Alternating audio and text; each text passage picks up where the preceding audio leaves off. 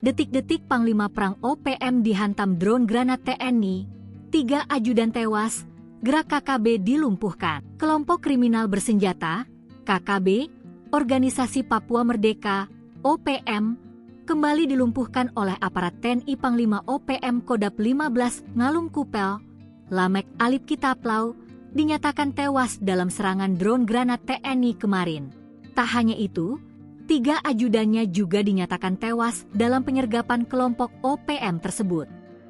Dalam unggahan info Komando Official, ditulis pimpinan OPM Kodap 15 Ngalung Kupel akhirnya tewas terkena serangan drone TNI. Dalam operasi pengejaran yang terukur dan profesional, TNI berhasil melumpuhkan pimpinan kelompok OPM Kodap 15 Ngalung Kupel Lamek Alip Kitaplau di wilayah Kiwirok. Tidak hanya itu, 3 orang pengawal Lamek juga ikut tewas dalam serangan drone tersebut, Minggu, 19 Oktober 2025.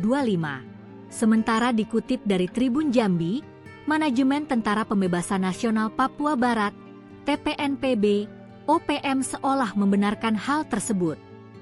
Mereka mengklaim Panglima TPNPB OPM Kodap 15 Ngalung Kupel, Brigjen Lamek Alip Kitaplo, telah gugur. Gugurnya pentolan organisasi yang disebut KKB Papua itu akibat serangan udara yang dilancarkan oleh militer Indonesia.